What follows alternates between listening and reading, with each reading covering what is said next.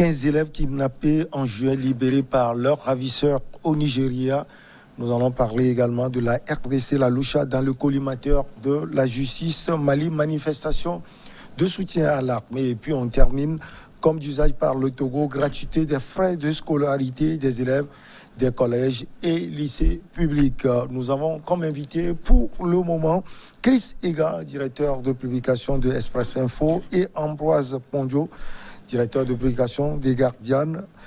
Bonjour, chers invités, Chris Ega. Bonjour, mon cher collègue. Oui, ça s'est très bien passé. Ouais. Et comme d'habitude, les lundis des week-ends, vous savez qu'on est un peu plus stressé. Mais on s'en sort. Je voudrais dire bonsoir à toutes les téléspectatrices et à tous les téléspectateurs. Ça fait très longtemps, Ambroise. Ça va? Oui, ça va. Bonjour. Surtout à ceux qui, il y a ça fait plus d'un mois, qu'on n'est plus venu dans cette émission. Moi, je leur dis souvent, si vous êtes invité, vous êtes là. Mais si vous n'êtes pas invité, je crois que nous sommes là aujourd'hui pour essayer d'analyser la situation africaine. Allez, on va commencer donc par le Nigeria. Le 5 juin, des hommes armés avaient envahi le pensionnat du lycée Baptiste Bethel dans la localité de Chikoun et enlevé 121 élèves qui dormaient dans leur chambre. À ce stade, 56 élèves ont été libérés et ont pu échapper à leurs ravisseurs. Finalement, 15 kidnappés donc, ont été libérés par leurs ravisseurs plutôt, après versement d'une rançon. Chris Ega. C'est vraiment dommage qu'en Afrique, à ce 21e siècle, on en soit encore à ce point. Et je crois que lorsque les ressources sont rares dans un pays et que ce pays-là aspire quand même à devenir émergent ou tout simplement à pousser son développement, je crois qu'il y a certains actes qu'aujourd'hui, nous devons nous dire qu'il faut être assez... Il faut se battre pour la cause de son pays et éviter certaines choses.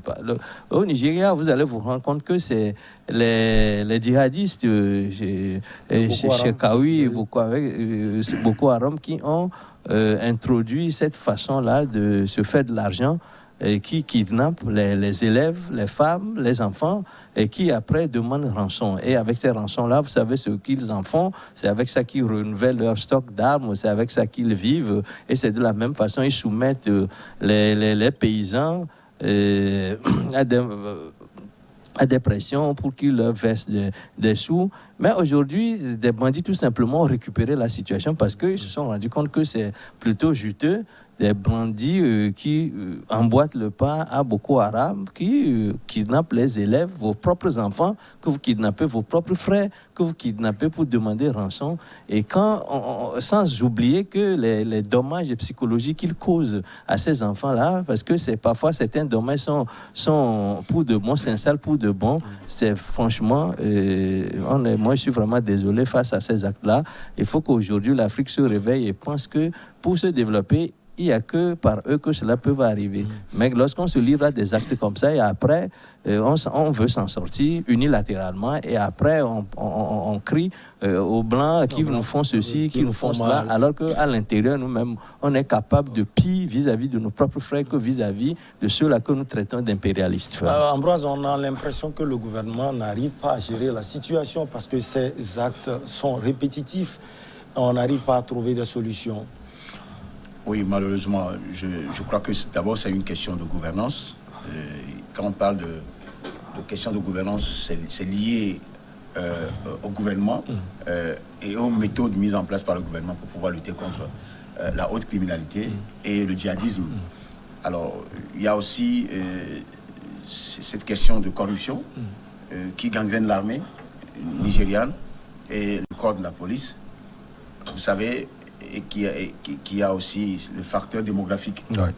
Dans tout pays, plus vous avancez en termes de démographie, plus la criminalité aussi augmente. Parce que c'est une question de survie pour certains et une question de sécurité pour d'autres. Ouais. Alors, au départ, on parlait de djihadistes. Aujourd'hui, nous en sommes aux criminels parce que c'est ce qu'il dit, que les criminels se sont saisis de ce fléau. Et on a l'impression que tous les ingrédients sont réunis au Nigeria. Ils en font leur chou gras parce qu'ils sont trop nombreux, près de 200 millions d'habitants. Ouais, effectivement. Pour Lagos, essentiellement, ils sont à plus de 25 millions d'habitants. Donc, avec des gouverneurs de chaque État, Kaduna, Kano, Katsina et tout ça, Lagos en lui-même étant déjà presque une mégapole, c'est une mégapole, comme le Caire. Donc aujourd'hui, ils sont tellement nombreux. Ces genres de situations démographiques ont souvent des tendances négatives et positives. Ce qui est positif dans ça, plus vous êtes nombreux, la consommation est en flèche et la croissance est en flèche. Maintenant, plus vous êtes nombreux, il y a ceux-là qui cherchent toujours à s'enrichir par des moyens illicites. C'est dans ceux-là qu'on trouve les criminels et les djihadistes. Maintenant, quand il s'agit d'aller chercher des élèves dans les écoles, ça c'est la haute criminalité. Parce que Chris parlait en l'instant de questions psychologiques. Et si on en vient à des questions psychologiques, ça impacte certains enfants durant toute leur vie. Et ils ne s'en sortent pas. Ceux qui avaient même amené, ou ceux ou celles qui avaient même le rap de ces enfants, qui avaient amené le slogan Briba à Wagel, qui ça fait plusieurs années, ce ne sont pas tout le monde qui a été libéré. Il y en a certains qui ont fui, il y a d'autres qui ont été libérés, mais d'autres sont toujours là. Et en plus, il arrive à un moment donné où les gouverneurs refusent quand même de verser des renforts. Et ça pèse lourdement sur les enfants qui ont été kidnappés. Alors, je me dis pour ceux-là qui se disent djihadistes et qui se disent qu'ils sont adeptes de l'islam, je ne sais pas à quel niveau on a écrit dans l'islam d'aller prendre des enfants, de les kidnapper, de les engrosser et de faire du n'importe quoi. Et en plus, ceux qui sont des criminels, les criminels, ça existe partout. C'est une question d'organisation de l'armée et de la police, y compris de la gendarmerie. C'est vrai que ce n'est pas le rôle des forces de défense, ça y est, de l'armée, mais c'est plus le rôle des corps habillés qui ont une tendance à sécuriser le plan interne. C'est-à-dire que les forces de défense sont faites pour protéger les frontières ou les territoires ou d'éventuelles attaques extérieures, mais c'est la police et la gendarmerie qui doivent veiller à ce que la police et la gendarmerie sont bien organisées, même s'ils le sont. Est-ce qu'il n'y a pas eu un phénomène de corruption qui gangrène à haute dose ce corps-là? Donc, les problèmes sont tout un tas de problèmes. Corruption, comment on appelle, le choix pour certains d'être criminels, et en plus, ces gens qui s'appellent des fous de Dieu, des criminels, et des djihadistes, que moi j'appelle des fous, des criminels qui n'ont rien à voir avec Dieu, rien à voir avec l'islam, qui sont en train de semer ces années-là, parce que c'est leur chemin que ces criminels-là sont en train de suivre aujourd'hui. Et on en est là. Alors, Chris Ega, le paiement de ces rançons-là se fait finalement comment? Avec l'apport également de peut-être des parents d'élèves. Oui, ben, vous savez, c'est ce que nous voyons généralement dans les films. C'est pas différent. Ce sont ces cas-là qu'on reproduit. Généralement, dans les films, on se donne rendez-vous, on s'appelle, on vous dit ne parlez pas à la police, vous ne donnez pas des indications sur les lieux, sinon nous gardons votre enfant. C'est-à-dire qu'on installe des psychoses, la psychose qui vous empêche, par exemple, de prendre des initiatives pour contrer la situation. Je crois que c'est comme cela que ça se pose. Mais cela dit, et je voudrais revenir brièvement sur ce que Ambroise a dit tout à l'heure. Il dit que au Nigeria, les gens sont trop nombreux. Je voudrais dire au contraire. Il y a des pays qui sont à 1,3 milliard d'habitants, à 1 million d'habitants. Aux États-Unis, ce qui est un État fédéral aussi, ils sont plus de 300 millions. Voilà. Donc, je crois qu'il se pose là au Nigeria une question d'organisation. En principe, le poids démographique, lorsque vous voulez vous en servir, vous pouvez l'utiliser pour le marché intérieur. Parce que lorsque vous avez une forte consommation à l'extérieur, ça vous met à l'abri de certaines des scories qui vous empêchent qui fait que vous allez équilibrer votre balance. Lorsque vous ne consommez pas à l'intérieur et que vous dépendez rien que du marché international, je crois que vous avez du souci à vous faire.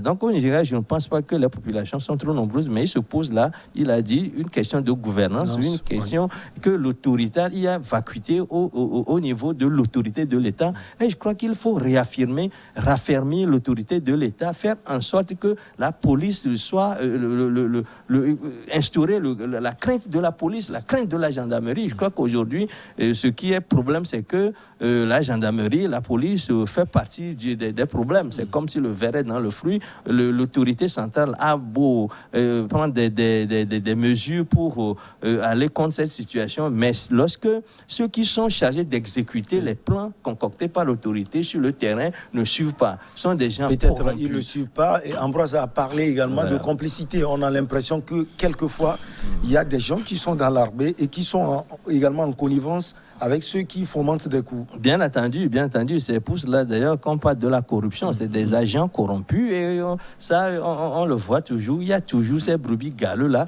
qui se mettent avec le malfaiteur pour tirer ses marrons du feu. Et c'est ce que je disais tout à l'heure, tirer unilatéralement pour ses propres intérêts les marrons du feu. Donc je crois que ce qui se passe au Nigeria, il faut raffermir l'autorité de l'État et faire en sorte que cette corruption endémique qu'on observe, cette corruption soit combattue. Il faut pour cela, il faut compenser, il faut que les fonctionnaires de l'État, c'est-à-dire la police et ceux-là et l'armée prennent la mesure du danger que représentent ces actes vis-à-vis du développement, vis-à-vis de la quiétude du citoyen. Donc je crois que je voudrais terminer cela en disant que raffermir l'autorité de l'État est importante. Parce que si vous constatez en Somalie aujourd'hui, l'État, il y a une vacuité totale au niveau de l'autorité de l'État. Quand vous prenez le Tchad, c'est ce qui menace aussi le Tchad, c'est Idriss Déby qui est venu rétablir l'État dans un certain nombre des pays africains.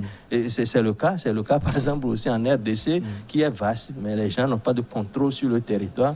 L'organisation manque pour qu'on fasse un maillage qui permet de sécuriser les populations. Ambroise, parlant justement d'organisation, on remarque que nonobstant la décentralisation au Nigeria, parce qu'on parle d'État où les gouverneurs ont quand même les pouvoirs d'agir, on ne les sent pas. Oui, c'est une question difficile en ce sens que je parlais de démographie et Chris parlait des autres pays, la Chine, qui sont à plus d'1 milliard, 500, mais qui arrivent à s'organiser. J'ai parlé aussi de questions d'organisation. En ce sens que il y en a sur d'autres pôles où les gens sont à près de 2 milliards d'habitants, la Chine, mais qui arrivent à maîtriser la population. Pas la dictature, pas l'autocratie, pas le règne de la terreur et de la peur. Il n'y a pas ça au Nigeria. Pas forcément dans tous les pays, aux États-Unis. Non, je parle de la Chine. Ouais, ok. La Chine, on peut comprendre. L'Inde, par contre, est une démocratie. Il faut le reconnaître. Je l'ai dit sur ce plateau il y a quelques semaines, que l'Inde, j'apprécie la démocratie indienne. Même s'il y a une tendance de caporalisation d'une certaine façon, l'Inde n'est pas aussi loin de la Chine en termes de démographie. Mais il n'y a pas... Si c'est l'Inde, c'est l'exemple de l'Inde qui donnait, je pouvais relativiser. Mais je me dis, en ce moment, j'avais dit qu'il y a aussi une question d'organisation et de gouvernance. Les deux vont de pair en ce sens. Que s'il y avait une organisation bien moulée dans la gouvernance, je ne vois pas pourquoi dans un État fédéral, où il y a des États fédérés qui sont dirigés par des gouverneurs, on puisse avoir ces problèmes-là que les autres n'en ont pas, comme aux États-Unis. Voilà. Et comparé aux États-Unis, les États-Unis sont une vieille nation. Depuis 1771 jusqu'à 1800 où le premier président est arrivé, jusqu'à aujourd'hui, ils ne sont pas aussi sortis de l'auberge aussi facilement. La guerre de sécession, la guerre d'indépendance sont passés par là. Facile. Le Nigeria n'en est pas là. Mais il y a des poches de résistance liées à des populations qui veulent s'autodéterminer.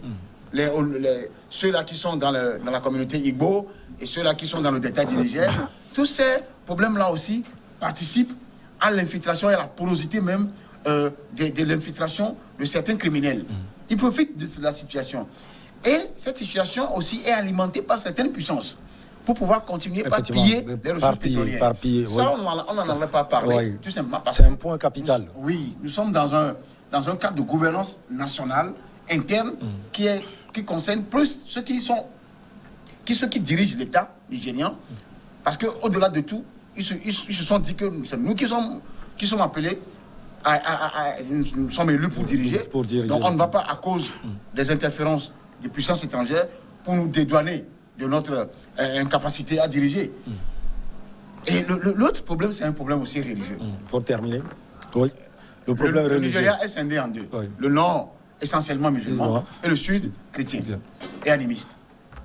Alors, si le nord, avec pour pôle commercial Kano, il y a Kaduna, il y a Zamfara, c'est des États extrêmement musulmans, et il y a des poches extrémistes dans ces États-là, où il y a une facilité de se transformer, de se radicaliser tout de suite. Très vite. Très vite. Et si le gouverneur donne l'onction à cela, et que certains imams aussi radicaux se prêtent à ce jeu-là, qui va lutter contre le djihadisme sur ce terrain-là? C'est là encore d'autres préoccupations, d'autres problématiques à discuter et à traiter de façon efficiente par les gouvernants, avec la collaboration des chefs locaux.